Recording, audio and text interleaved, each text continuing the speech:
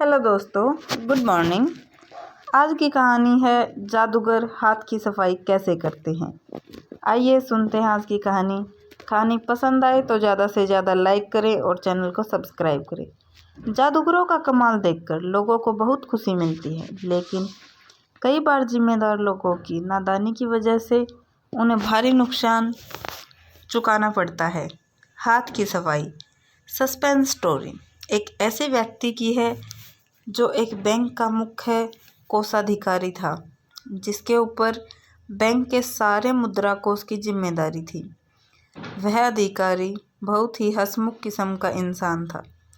वह बहुत जल्द ही लोगों से घुल मिल जाता था। बैंक में सभी लोगों से उसकी अच्छी पटती थी।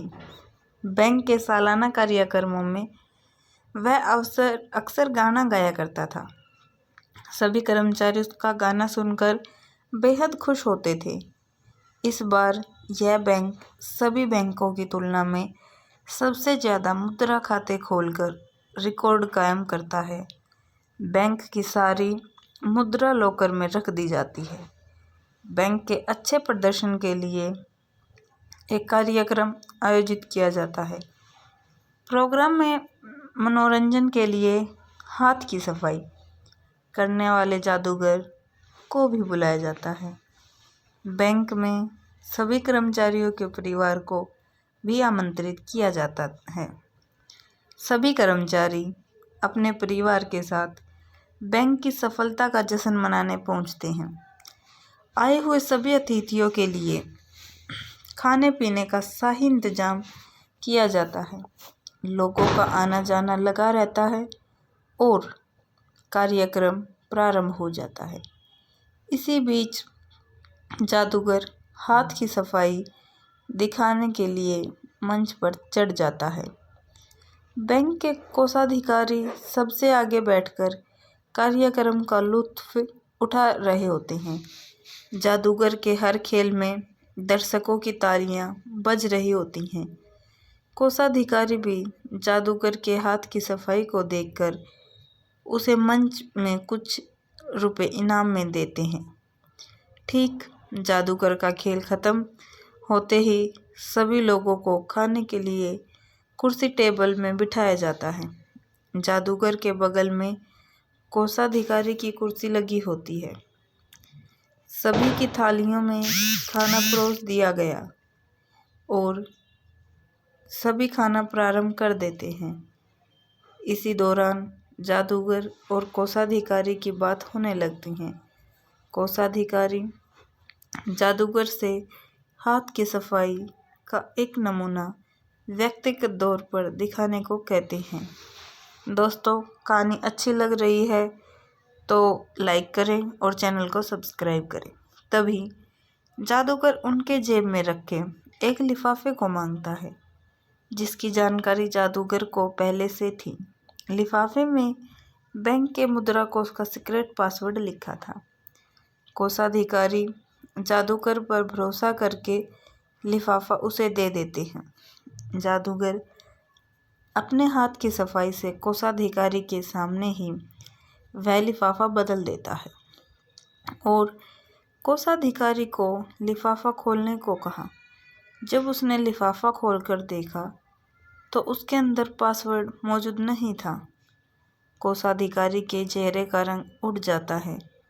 वह जादूगर से ऊंचे स्वर में कहते हैं, अरे, पासवर्ड कहाँ गया? उसे जल्दी लाओ, नहीं तो मेरी नौकरी चली जाएगी। जादूगर अगले ही पल दोबारा उन्हें लिफाफा खोलने को कहता है, लेकिन इस बार पासवर्ड आ चुका होता है। कोषाधिकारी जादूगर के हाथ की सफाई देखकर खुश होते हैं।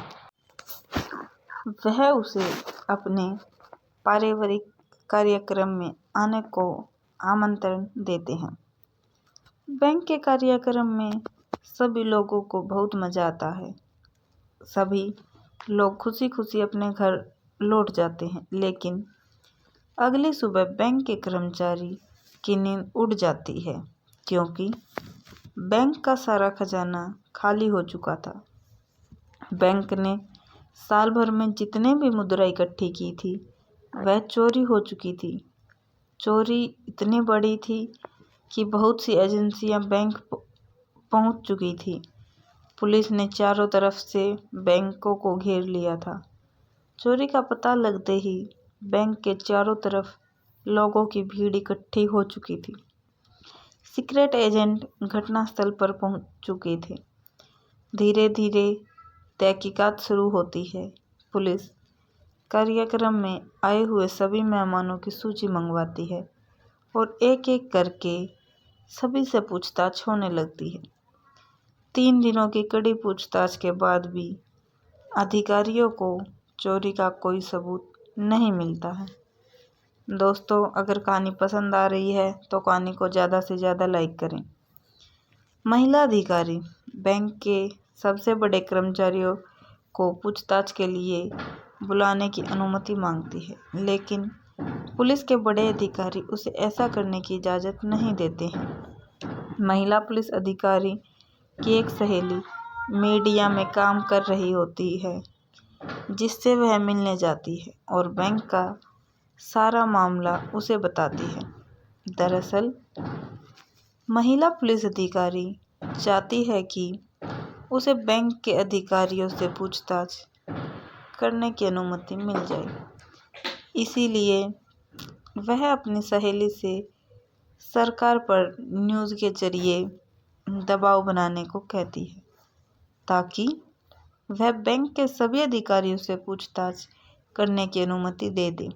बैंक की चोरी का मुद्दा उच्च स्तरीय बन चुका था, इसीलिए पत्रकार इस काम के लिए तैयार हो जाती है और महिला पुलिस अधिकारी की चाल कामयाब हो जाती है।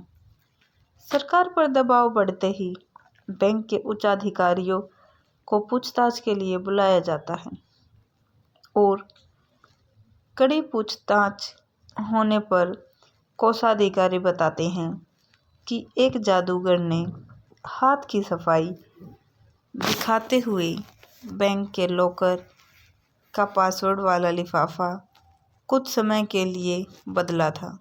और जब जादूगर के बारे में जानकारी पता की जाती है तो पता चलता है कि वह एक शातिर चोर है, जो जादूगर के खेल दिखाकर बड़ी बड़ी कंपनियों में चोरियों को अंजाम देता है। इस काम में उसके साथ कुछ और लोग भी हैं जिनके पुराने आपराधिक मामले लंबित हैं। कोषाधिकारी को अपनी गलती का एहसास होता है।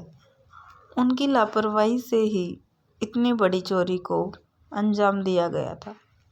अगर वह जादूगर से हाथ की सफाई देखने का आग्रह न करते तो जादूगर को कभी पता नहीं चलता कि लिफाफे के अंदर कौन सा पासवर्ड है। बैंक में चोरी की खबर से सारे राज्य में तहलका मच चुका था। बहुत से लोगों की जमा पूंजी जा चुकी थी।